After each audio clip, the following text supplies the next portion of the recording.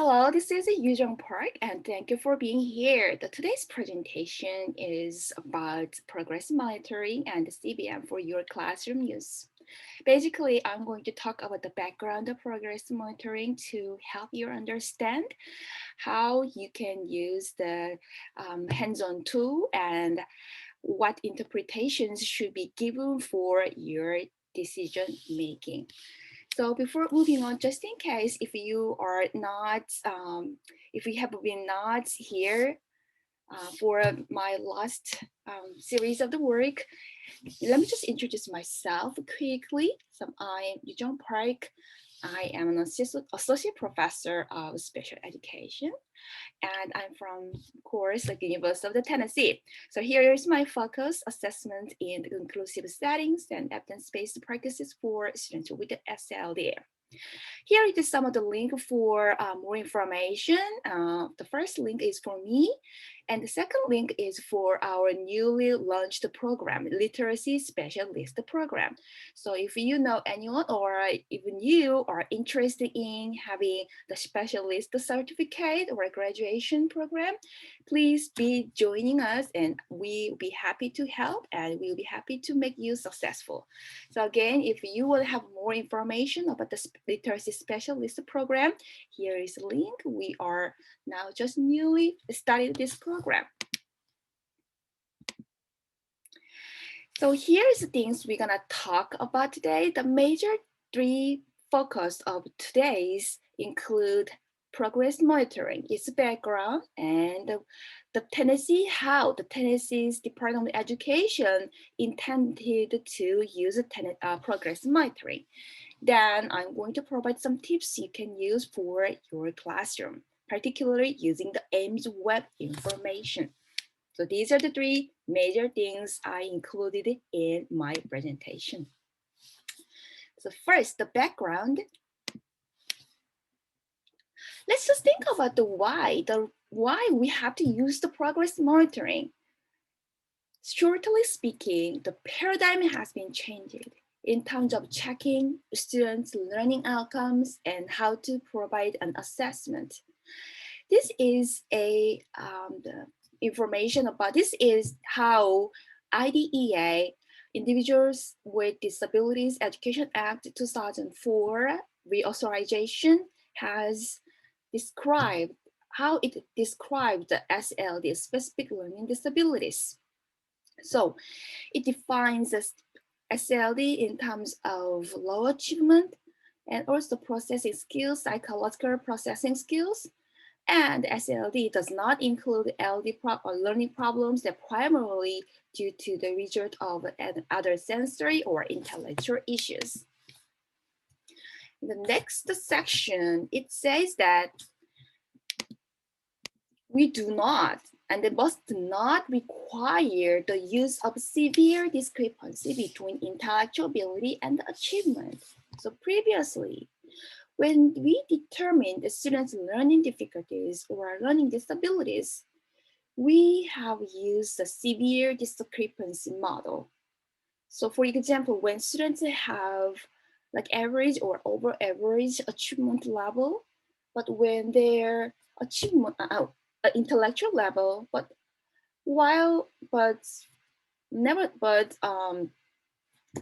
their achievement is not really high enough.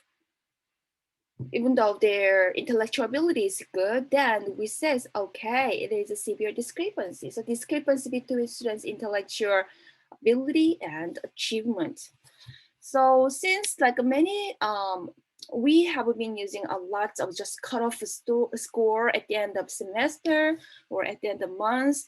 So there was like little chance to catch the students' problems while working with the students' instructional practices, which means that, let's say, you provided a lesson for this week.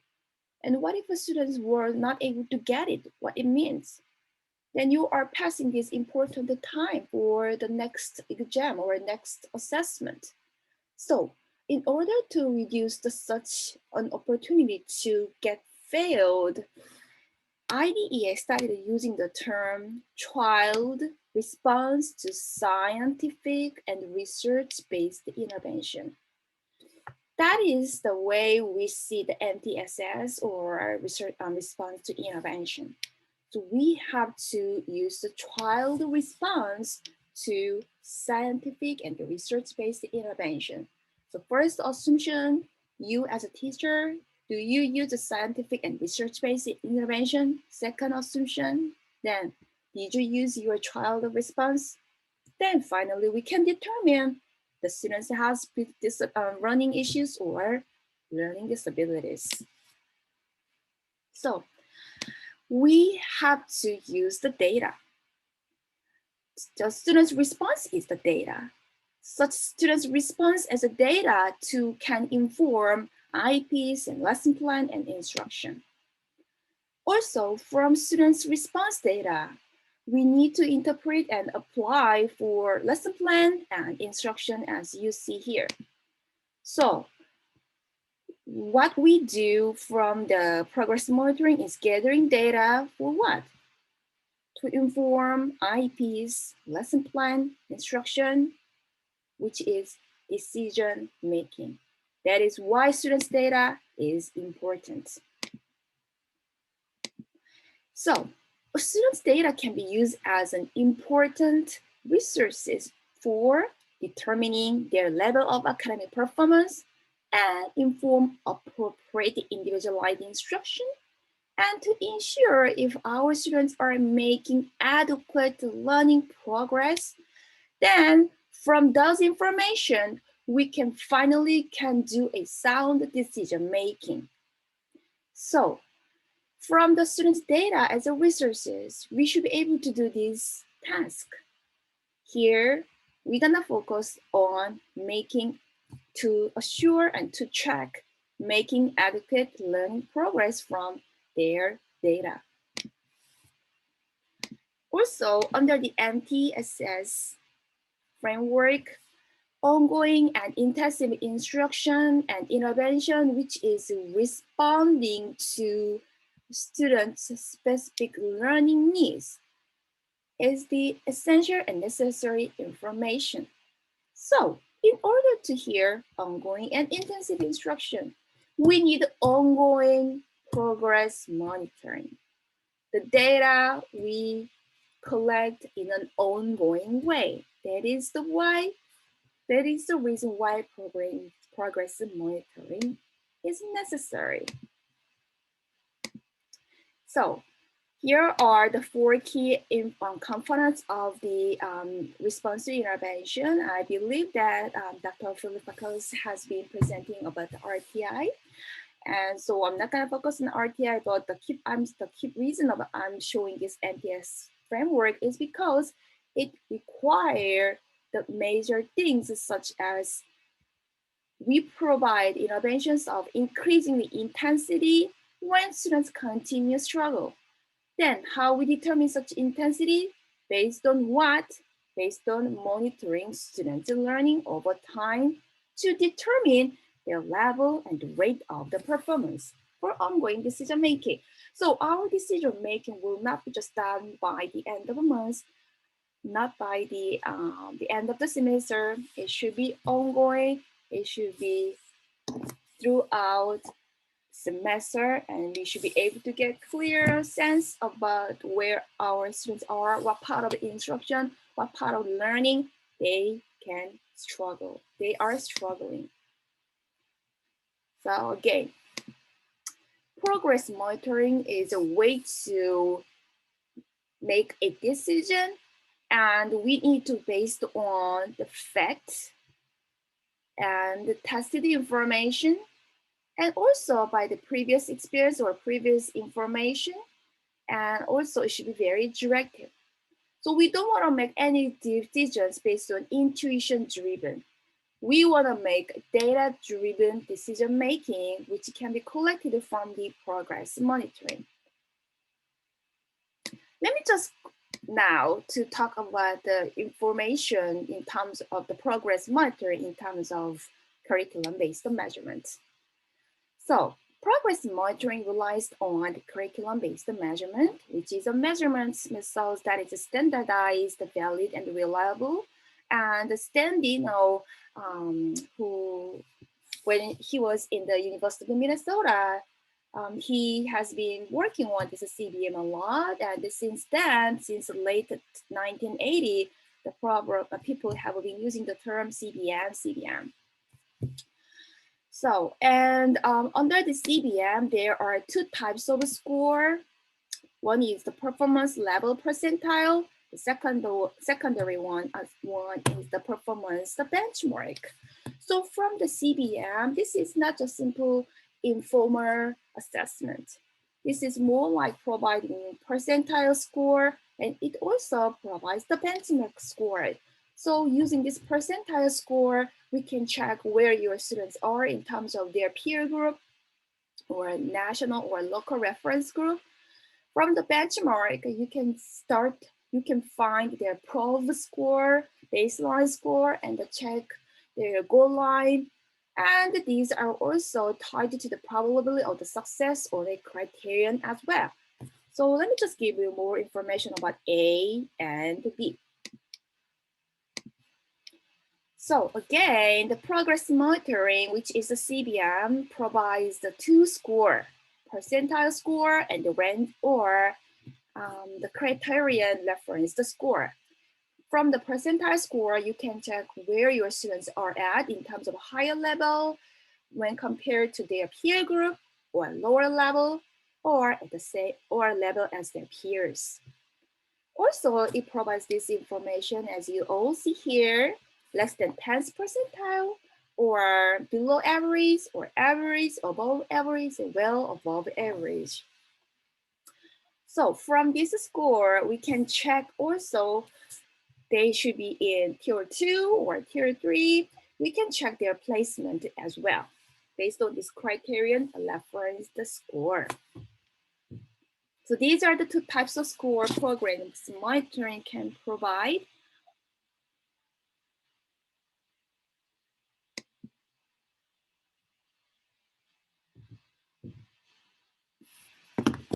So here, the norms and the benchmark I just took from the Ames for Knox County schools.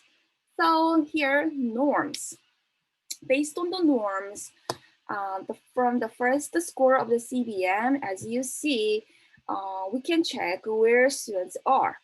Also, it provides the benchmark.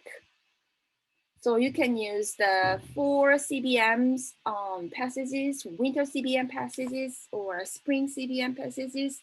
So throughout this benchmark, you can check where your students are at, and you can also set the goal line using the norm as well. So for example, from the benchmark score,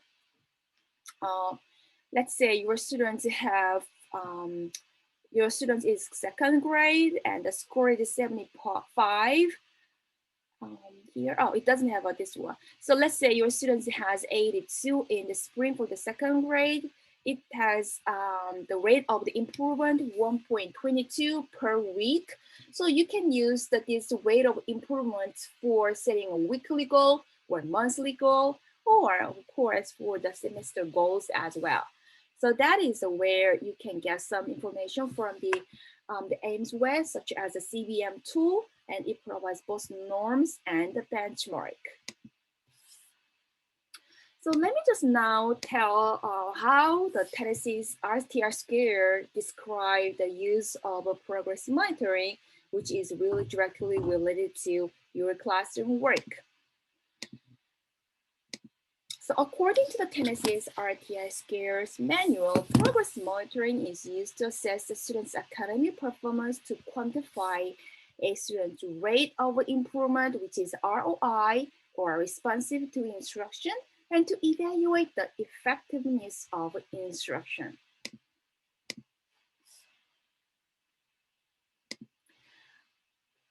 So progress monitoring, the CBM can be implemented with individual or entire class.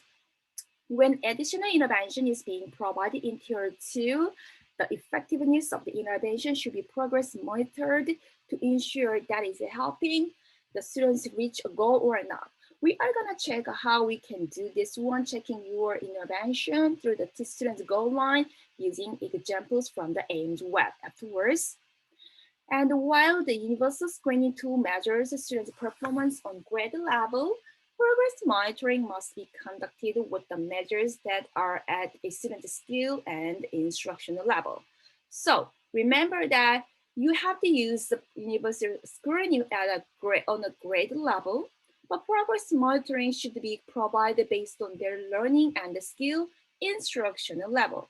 So when we say the instructional level, we usually say around 70% or 80% the students were able to understand the passage or the learning contents.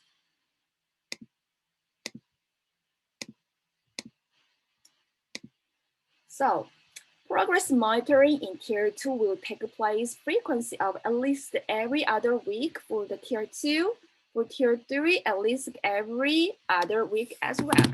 But as a teacher educator and as a working with the special education teachers, I believe that particularly for Tier 3 progress monitoring, at least once a week.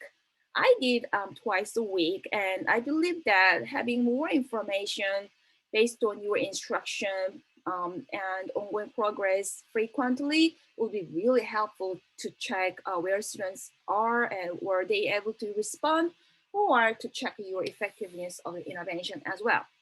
And here for special education consideration on the Tennessee, a minimum of 8.10 data points for progress monitoring every other weeks, or 10 to 15 data points if progress monitoring weekly are required. So in order to decide the special education consideration, make sure that you have this amount of data points to make a decision. So here, the Tennessee's from the Tennessee's RTI manual. For the Tennessee's RTI scale, we have the reading, math, writing for progress monitoring, and universal screening and the progress monitoring. We use AIMS Web and EGCBM. Also, we can use here the DBELS as well. Again, this is from Tennessee's manual. Also, in the Tennessee's RTI Square manual, we can see the Tier 1, which is using the ongoing assessment to find the students at risk, and progress monitoring for database decision making. And also, we are using progress monitoring in Tier 2 and Tier 3.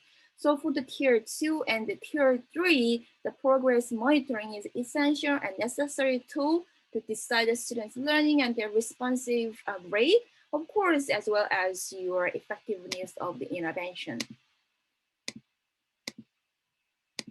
So as you see from the Tennessee's progress monitoring information, here is the area of the AIMS web provide to check a student's the progress.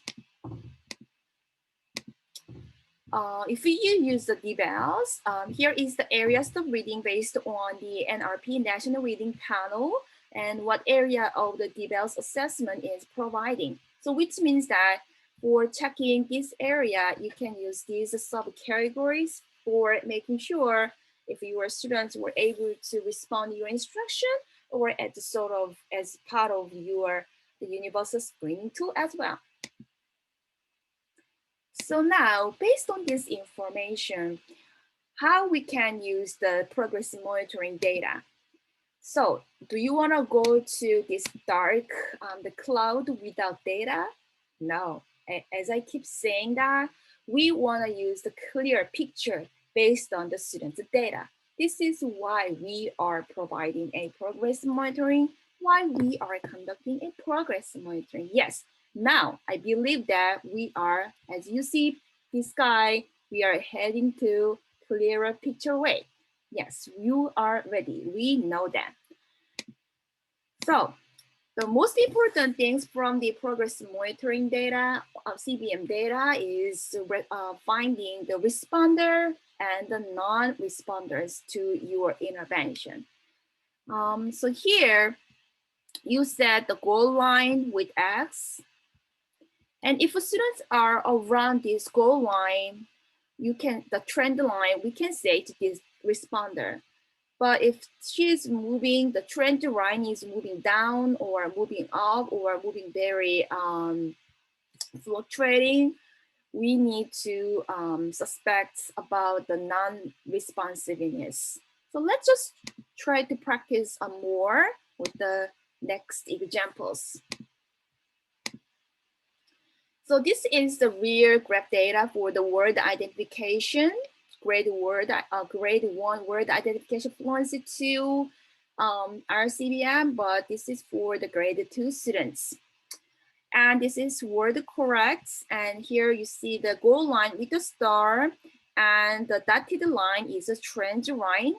And this green line is correctly read line, and this red one is error line. So you can check this goal line and the trend line.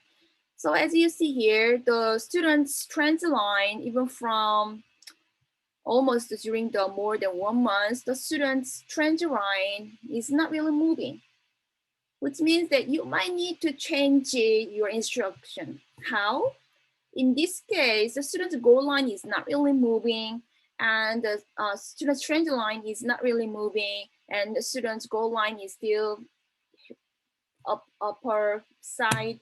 I recommend to change a little bit less down of your instruction level, while probably using less words in instruction, or easier passage, or choosing easier passes for your students, or providing more repeated learning. In this case, we see that the goal line is here, the student's trend line is here. So you might need to consider providing a little bit more challenging instruction or passages, but also you need to think about, in this case, what you learned from your teaching experience is that students' scores are very fluctuating. So sometimes very low and sometimes very high. These students might be very influenced by their psychological process or attention or motivation issue or other types of environment issue as well. So you might want to check if students were able to pay attention, or students are fully ready to move on this task or engagement level. So as I just mentioned, these fluctuating scores are showing students' attention or their the psychological processing, sometimes motivation, or sometimes on task or engagement, or you can check if they had any issues with their family or any home environmental issues as well. So there are tons of things involved in student learning or their assessment information. So this is how we check this graph as well.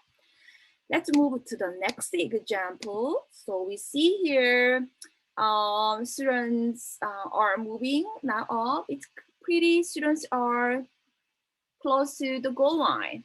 And the trend line is also similar to goal line. I would say you can maintain this type of instruction, or you might a little bit make it challenging. So this is pretty good example. Here, I again see that students' scores are fluctuating, but if you see the goal line and the trend line, we can tell. I kind of believe that this instruction is working good, because we see that a little bit slow from the September 22nd. But what you see here is that still students, the scores are pretty fluctuating. And so you might want to check the attention or other motivation stuff as well. But I believe that in this case, you can still stay the instructional level, but you might want to again check their attention and their the engagement level as well. So we just check the aimed web example. So here's more information in terms of the progress monitoring. So sources, so studentsprogress.org or RTI for Success or intensiveintervention.org. So these are the information you can use for your classroom use. And this is all for today's lesson and today's lecture series. So I hope you guys were able to understand and learn something to bring your class. And this is my information again, in case you want to contact me. Thank you for being here and hope to see you guys again and probably in the literacy specialist program. Thank you.